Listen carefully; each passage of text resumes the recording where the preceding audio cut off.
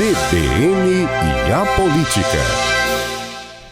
Letícia Gonçalves, já aqui no estúdio da CBN, a gente fecha as lacunas que estavam abertas no último comentário da semana passada, porque nós tivemos, dia 15, sábado, o registro oficial de candidaturas. Bom dia, Letícia. Bom dia, Fernanda. Bom dia aos ouvintes da CBN. Isso mesmo, faltavam aí alguns ajustes, alguns nomes, lacunas, como você disse, né? Principalmente nas chapas majoritárias, né? Que são formadas por candidatos ao governo e ao Senado. E a principal lacuna que faltava era quem seria a vice de Lorenzo Pasolini, ex-prefeito de Vitória, que é candidato ao governo do Espírito Santo pelo Republicanos.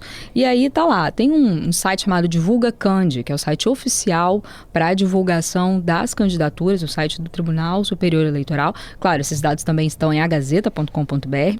E lá você vê os nomes, o número de urna, várias informações sobre os candidatos. Oficialmente já tá lá o nome da vice do Pasolini, é Eliane Leal, do PL.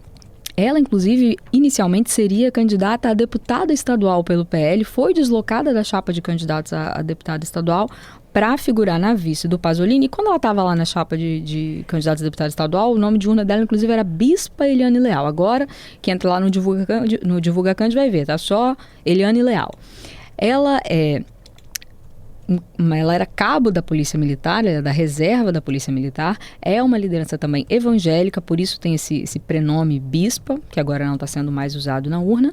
E assim, na prática, a gente até já conversou um pouco sobre isso aqui, né, quando ainda havia essa dúvida sobre quem seria a vice ou vice do Pasolini, que o grupo do Pasolini procurava preferencialmente uma mulher. Isso. E justamente com esse perfil, com um aceno mais para o eleitorado conservador, preferencialmente alguém de alguma igreja evangélica. A Eliane Leal, ela atende a esses critérios, mas a escolha dela não se deu apenas por características dela. Aliás, de nenhum vice, né, na maioria das chapas não acontece isso. Tem todo um contexto aí, e no caso dela, principalmente o fato de ela ser do PL, do Partido Liberal, que é o partido do senador Magno Malta. O PL é presidido aqui no Espírito Santo pelo Magno Malta, e a escolha dela como vice do Pasolini mostra mais uma força do Magno Malta, mais uma influência do PL nessa chapa liderada pelo Pasolini, porque o PL já tem uma candidata ao Senado, a Maguinha Malta, filha do Magno Malta, que é apoiada pelo Pasolini e está aí nessa chapa na coligação com o Pasolini. Além de uma das vagas ao Senado, o PL ainda conseguiu emplacar a vice do Pasolini, que é, portanto, a Eliane Leal. No caso da vice do Ricardo Ferraço, que é o Camilo Neves, vereador de Vitória, do Progressistas, a gente pode fazer um paralelo aí também, tem algo meio parecido, porque ele foi escolhido também pelas características dele, é um político da Grande Vitória, que era a preferência, né, dos aliados do Ricardo, por alguém que fosse da Grande Vitória para compor a vice, mas foi, sobretudo, uma vitória da União Progressista, que é a federação formada pelos partidos Progressistas e União Brasil. Camilo Neves é do PP, do Progressistas. Então, a escolha dele foi uma vitória, uma demonstração de força da federação na hora de definir ali o nome. Tinha que ser um nome da federação. O Ricardo, obviamente, né, não era obrigado legalmente a escolher um nome da federação, mas pela força que a federação tem, a importância que tem na coligação, acabou ficando ali meio restrito a nomes indicados pela federação, e o Camilo Neves foi escolhido. E da mesma forma que a escolha do Camilo Neves para a vice do Ricardo mostra a força da federação, a escolha da Eliane Leal, do PL, para a vice do Pasolini mostra a força do PL. Leia-se aí Magno Malta, que é quem dá as cartas no PL aqui no Espírito Santo, Fernanda. Eu acho que era uma coisa até que estava bem clara para quem acompanha a cobertura política de vocês, né? De que seria uma mulher e que seria do PL. Só faltava escolher os 3 nomes que estavam lá na disputa, né? Porque as opções eram um pouco limitadas também, porque a coligação do Pasolini é formada por poucos partidos. Tem o Republicanos, que é o partido do próprio Pasolini, o Democrata, que é um partido de menor expressão, e o PL. E aí o PL acabou sendo o mais prestigiado nessa coligação na formação da chapa majoritária, Fernanda. Entendido. Bom, além da vice do Pasolini, outras interrogações, podemos dizer assim, que a gente tinha e que foram sendo respondidas ao longo dos últimos dias. Tem uma curiosidade até, Fernanda, na suplência da ex-senadora Rose de Freitas, que agora disputa mais uma vez o Senado pelo MDB. Inicialmente, o primeiro suplente da Rose ia ser um empresário do setor cafeeiro, Érico Orletti. Inclusive, quem entrar no Divulga Cand agora, no site oficial do TSE, que mostra lá as candidaturas, vai ver o nome dele, o nome do Érico lá, ainda registrado como o primeiro suplente da Rose. Só que o Érico depois desistiu. Porque conversou lá com a família, não se sente preparado para entrar na política dessa forma e tal. Então, a Rose já escolheu um outro primeiro suplente, que é o ex-deputado federal Marcos Vicente, do PP, do Progressistas, mais uma vez um membro da Federação União Progressista. Só que, pelo que eu apurei, essa indicação não foi uma indicação da federação, ao contrário do que aconteceu na vaga de vice do Ricardo.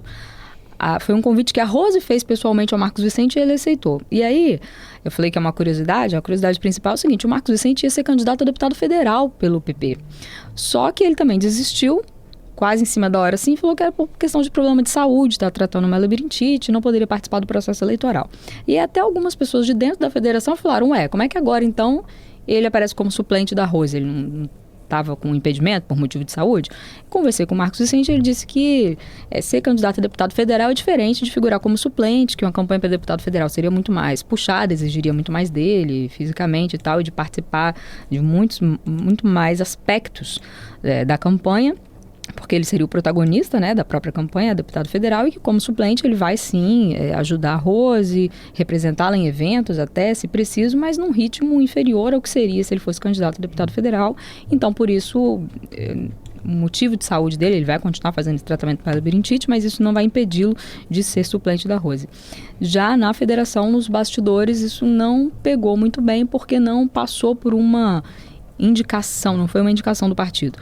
Agora, na suplência do Casagrande, o ex-governador Renato Casagrande, do PSB, que é candidato ao Senado também, na mesma coligação aí da Rose, né, e com apoio da federação, o primeiro suplente dele é o ex-prefeito de Aracruz, Marcelo Coelho, também do PP, e também uma escolha pessoal, um convite pessoal que o Casagrande fez ao Marcelo Coelho, assim como foi um convite pessoal que a Rose fez ao Marcos Vicente. Embora esses primeiros suplentes sejam filiados ao Progressistas, ou seja, integrantes dessa chamada superfederação, não foram indicações da federação. Então não se considera assim que foi uma cota da federação, ali uma cota política. Ao contrário da indicação do vice do Ricardo. Fernanda. Entendido. E a situação do vereador Leonardo Monjardim, de Vitória? Vai para o Senado, vai para o governo? Ele se decidiu? Isso aí a gente comentou aqui, né, na quinta-feira passada, que estava na iminência aí de haver ou não uma reviravolta na candidatura do vereador de Vitória, Leonardo Monjardim, do Novo, e no próprio posicionamento do Novo no cenário político aqui do Espírito Santo, só que isso não aconteceu, né? Teve a quase reviravolta, não se confirmou. O Leonardo Monjardim foi o primeiro, a gente tem 11 candidatos ao Senado no Espírito Santo, bastante, e o Leonardo Monjardim foi o primeiro a ser registrado como candidato ao Senado. Aí, já no prazo final para registro de candidaturas, o Novo falou assim, falou oficialmente, em nota divulgada à imprensa. Estão pensando em mudar. Podemos lançar o Monjardim, em vez de lançá-lo ao Senado, lançá-lo candidato ao governo do Espírito Santo. E aí, até o próprio Monjardim, né, estava meio assim, porque ele disputaria contra o Pasolini, de quem ele foi líder na Câmara de Vitória, ele é um aliado do Pasolini, ia disputar o governo contra o Pasolini, ia ser uma reviravolta e tanto. Mas depois o Novo falou, não, ou seja, mudamos de ideia para voltar como era antes. No fim das contas, não teve essa reviravolta, o Novo manteve a candidatura do Leonardo Monjardim ao Senado, ele permanece sendo um dos 11 candidatos ao Senado no Espírito Santo, Fernando. Que o Novo ia apoiar o Rodney.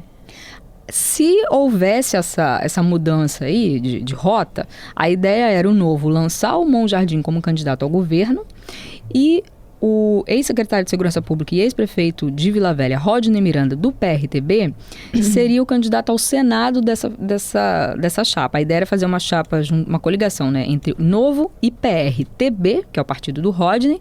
Aí o Monjardim seria candidato ao governo e o Rodney candidato ao Senado nessa parceria oficial, né, com uma coligação formal registrada na Justiça Eleitoral. Só que isso não ocorreu. O Monjardim continua, então, candidato ao Senado pelo Novo e o Rodney continua candidato ao Senado pelo PRTB, só que sem essa formalidade de uma coligação. Entendido. Bom, e aí a gente já tem, então, a definição de quem são os candidatos que estão na disputa para o Senado, com seus suplentes, governador, com os seus vices, e também o mapa, gente, temos inúmeros nomes aí para estadual e para federal. E curioso, eu achei que o número era maior, mas não é menor, né, da disputa? Sim, é menor. Inclusive, nacionalmente, assim, né, saiu até uma reportagem, não sei se foi na Folha ou no Globo hoje, mostrando que o número de candidatos, no geral, para todos os cargos, é o menor desde 1994. E eu publiquei uma coluna hoje em A Gazeta falando especificamente sobre o número de candidatos a deputado federal. A gente tem 135 candidatos a deputado federal no Espírito Santo hoje. Esse número é menor do que a gente teve em 2022, quando teve 201 registros de candidaturas. É um número menor também do que teve em 2018, quando nós tivemos 170 candidatos. Então a gente está num período assim, de queda, cada vez menos candidatos a deputado federal. Isso por quê? Para explicar resumidamente aqui, a gente tem no Brasil um processo de fusão e de federação entre partidos, que é uma forma de as siglas tentarem sobreviver, unir forças para sobreviver à cláusula de desempenho. E esse desempenho é medido justamente pela quantidade de votos que os partidos recebem na eleição para deputado federal. É muito importante para os partidos elegerem deputados federais. Só que não é tão fácil assim montar chapas e encontrar candidatos competitivos para disputar. Aqui no Espírito Santo, principalmente. Então, o que aconteceu? Apenas 5 partidos conseguiram lançar chapas completas de candidato a deputado federal. Uma chapa completa é formada por 11 candidatos. São 10 vagas, né? O Espírito Santo tem 10 deputados federais. Uma chapa completa é formada por 11. Apenas 5 partidos conseguiram lançar cada um 11. Os demais tiveram mesmo que ficar em federações para conseguir fazer isso e outros nem conseguiram. É isso.